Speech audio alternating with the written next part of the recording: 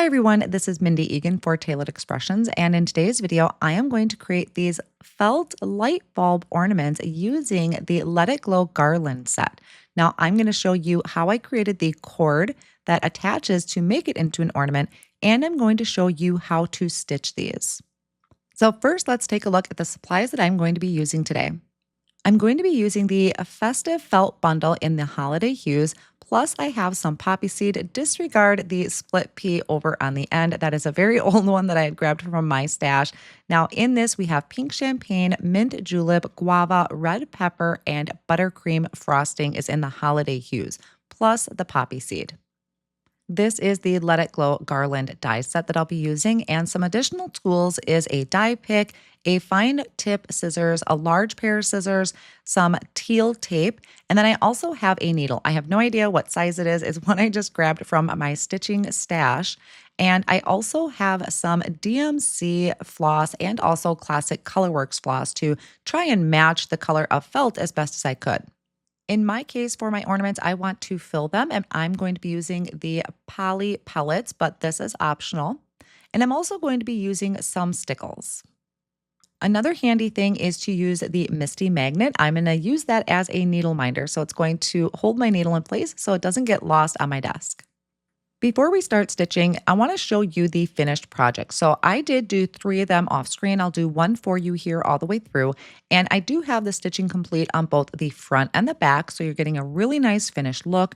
And then I also have that cord at the top. So one thing I don't have readily on hand is cord for ornaments and not a lot of ribbon. So I'm going to show you how I created this with my DMC floss.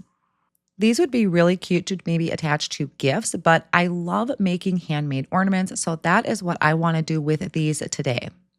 There are many different ways that you could assemble these, but this is the way that I found I liked the best. So I took the Let It Glow Garland set and I die cut out my pieces from the felt. So here I am using the pink champagne. You're going to want to die cut out a base piece from pink champagne and then your stitched light bulb from that same color. And then I have the bottom piece of my light bulb die cut out twice from poppy seed felt. I had run the felt through my die cut machine just like I would some cardstock, and they die cut out great. Now, if you want those holes to be a little bit more prominent, you can take your die pick and just start poking those out. If that helps when you're stitching, you can see the holes better. Both of those I did ahead of time off screen. Here I am showing you how I'm just going to go through with my die pick and kind of poke those out. And then you can kind of peel away or just rub away any of the leftover from those holes. Before I do any stitching, I need to create my cord. If you already have some on hand, that'll be great, but I'm going to show you how you can hand make that cord. And this is something that is brand new to me, so I'm sure there's a lot easier ways to do it than what I did, but this is what I found easiest for me with the supplies that I had on hand. So I took the pink floss and some white floss, and I trimmed it out to be about 12 to 14 inches, 2 strands of the white and 2 of the pink. So I have technically 4 solid strands here that are 6, what do they call it? 6 ply. Now on each of those ends, I am going to tie a knot. So here on the white, I tied a knot at the top and I'm going to tie a knot at the bottom. And I apologize if I get any of my terminology wrong. I love to do cross stitch and any type of stitching, but I may not be completely up to date on my terminology. Now again, here I'm tying a knot at the top and at the bottom of the pink. So the 2 pink are together and the 2 white are together.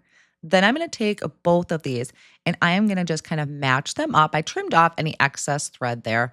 I'm matching up those 2 strands and I'm going to hold that down on my work surface using the teal tape. I want to make sure that's nice and secure there so it doesn't pop out as I do my winding. I'm going to start with my pink. So these are the 2 pieces that are together right now. And I'm going to start winding it. So I'm considering this winding it to the right. And I'm just going to keep spinning this with my fingers. Now I apologize. I get off screen there down towards the bottom. I tried to get as much in the camera as I could, but just keep winding it until it's nice and tight.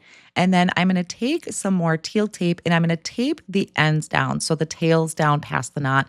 I'm going to tape that down to hold that in place. Then I'm going to move over to the white and I'm going to wind those 2 pieces together in the same direction. So I'm still kind of winding to the right to get that nice and tight. And then once I get that all the way done, I'm going to bring that over to the pink. I carefully removed the pink from that teal tape. I taped it together actually way down at the bottom. And now we're going to take both of these pieces together and wind it the other direction. So in this case, I'm winding it to the left. And this is where you want to make sure you're really secure up at the top there so this doesn't come undone for you. And just keep winding really to your preference. I'm going to try and wind it as tight as I can because as I start fiddling with this and tying knots, it does start to loosen up a little bit. There are special tools that'll do this for you, but I don't have those tools on hand right now.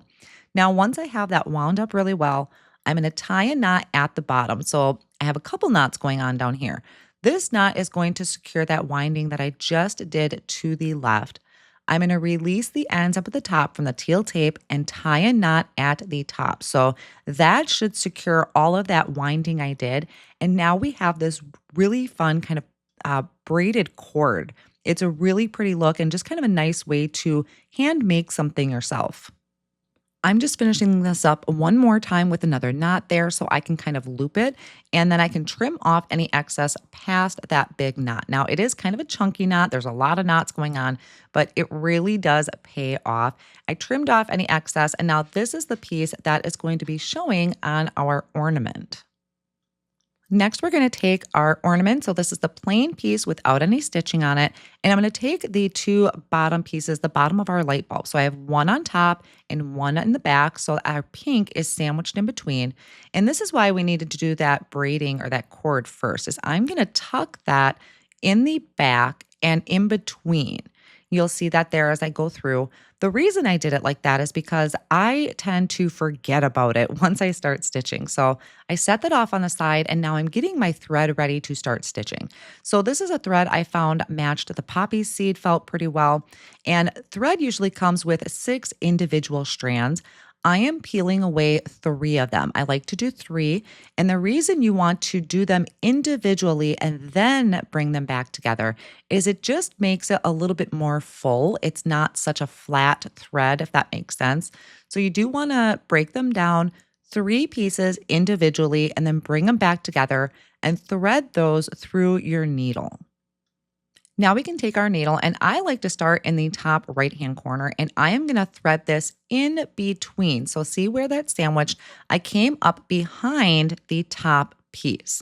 I'm not stitching it together right now. I just came in through the middle layer and through it to come through the front. That way we're going to be able to tie our ends later. So you do want to leave yourself a tail, a nice kind of decent length tail to tie a knot.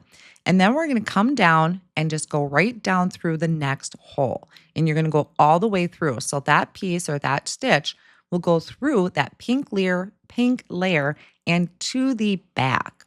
Now what we're going to do is what's called a running stitch. So I'm going to come back up through the back into the next hole. So it's almost like you're skipping a line. So line up through the back, come through your pink layer, and then through the front. And this is where I'm trying to my best to kind of get through both holes. I look on the back a lot. This looks a little fussy on camera, mainly because I'm holding this quite a ways from my body. I like to kind of stitch more closer to my body. But once you get started, it is really easy to do. So now as I'm going, I'm kind of holding that knot there for my cord. I'm also making sure that I have my tail there so I can tie a knot. And I'm going to go through and just do that running stitch. So coming up from the back, then down through the next hole and continue. And I'll go all the way around. Now, sometimes I know it does look like I'm struggling, and that's because I have no idea what needle size this is, but my needle is not very sharp. It's pretty blunt. So it took a little bit of work to get through all 3 layers of this felt.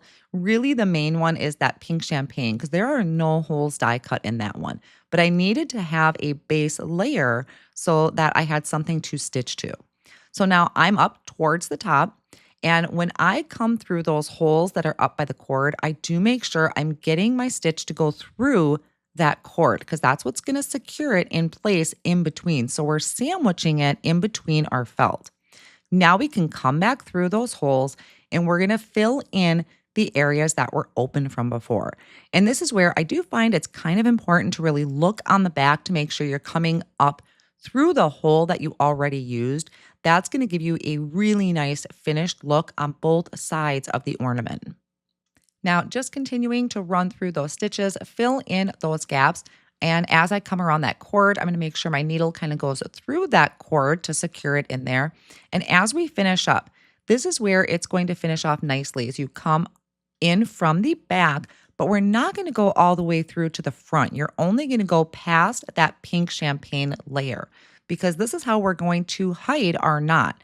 So you can see I'm coming through the back, coming through the pink champagne, kind of pulling it off on the side.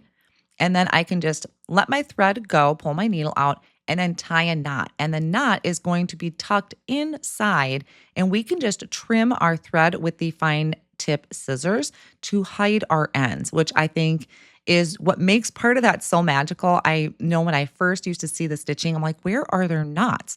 And that is how you hide those knots. So this ornament looks really neat, just honestly as is. But let's go ahead, bring in our next piece with the stitching detail, and we are going to do these same steps. The only thing different here is we don't have that cord, but we are going to fill it. So if you want to just do the stitching, you can do the stitching. But if you want to fill it and give it a little bit of texture to it, you can do it with any type of filling. There's different kinds of filling for blankets. This one happens to be these really little beads that I'll be using. But again, going around, I always start in that top right-hand corner. That's kind of my natural way of starting. And then going through with that running stitch. Now, as I come around, I'm going to get towards the top of the ornament or the light bulb. And I don't want to seal it up just yet. We need to leave ourselves a gap to be able to put something inside. So just coming through up from the back down to the next hole and continue. Now here I'm coming through at the top and I'm going to leave that for a second. Make sure you always keep some ends hanging out so you can tie your knot. And I'm going to bring in these pellets. Now I poured some in a bowl and I have this cute little spoon that I believe came in a crafty advent calendar from TE at one point. So I'm going to just kind of carefully put my finger in there to kind of open that up a little bit. Don't pull too hard or you'll pull your strand completely out. And then just start filling that up. It looks like I'm doing a lot, but it's just because that spoon doesn't hold a ton of pellets. And you don't have to overfill it. This is really personal preference. So I'm going to kind of keep going and then I'll just gently push down with my finger so that I have a nice flat area to finish off my stitching at the top. Plus, you don't want to push too hard. I don't think those pellets would escape from those open areas, but you just don't want to push too hard on it. And as I kind of scoot those pellets down in the light bulb, I can go through and finish my stitch. So again, I'm coming up from the back and then down through the hole to fill in all of those open stitches. Now, as I start working on the right-hand side of the light bulb, I kind of once again use my finger to push the pellets off on the side so it gives me a flat area. And then that way they're not in my way. So I will do that. They move real easily inside. I think that's kind of why I really liked them as they were very easy to move. Now I went all the way around and once again, I'm finishing off by coming in from the back. And I'm not going to go through the front on this one. I'm going to come in through the back on that last hole and then pop it out through the side. And then we can have our tails. I can remove my needle from the thread and then I can tie a knot and hide the knot inside of that stitching. Then again, just taking your fine tip scissors and trimming those ends off and kind of tucking in any leftovers. And I had so many different ideas that I wanted to try for this. I think finding some nice solid dies to decorate the front of your ornament or your light bulb would be really cute. I just honestly ran out of time, but these are so cute and so simple to make. I love handmade ornaments. These colors are absolutely gorgeous. It was bugging me not to add something to them. So I found some stickles. This is diamond stickles that I had found in my stash.